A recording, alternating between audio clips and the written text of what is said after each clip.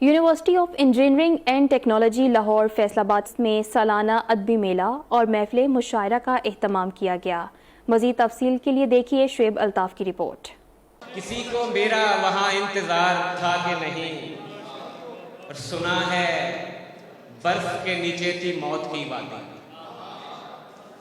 سنا ہے برف کے نیچے تھی موت کی وادی، تو اس جگہ کوئی پروردگار تھا کہ نہیں۔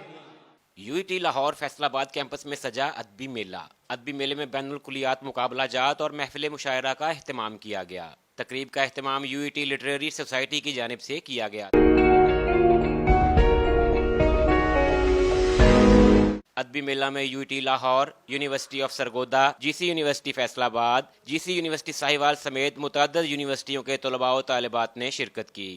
طلباء و طالبات نے مقابلہ جات میں بھرپور حصہ لیا۔ مقابلہ جات میں حمد، نعت، اردو نظم، اردو غزل اور بیت بازی سے طلباء و طالبات خوب محظوظ ہوئے۔ کوئی بھی قوم ترقی نہیں کر رہی جب وہ اپنی قومی زبان کو پیچھے چھوڑ رہی ہے، تو یہ اس کا مقصد ہی ایک ہے کہ ہماری جو قومی زبان اس کو پروموٹ کیا جائے، ادب کو فروغ دیا جائے۔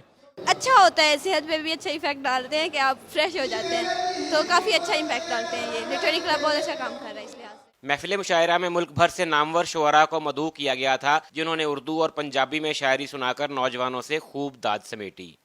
کیا تعجب کہ میری تربت پر دو صنم ایک ساتھ بیٹھے ہیں، اور پھر دیکھیے کہ صرف تصویر رہ گئی باقی، صرف تصویر رہ گئی باقی جس میں ہم ایک ساتھ بیٹھے ہیں۔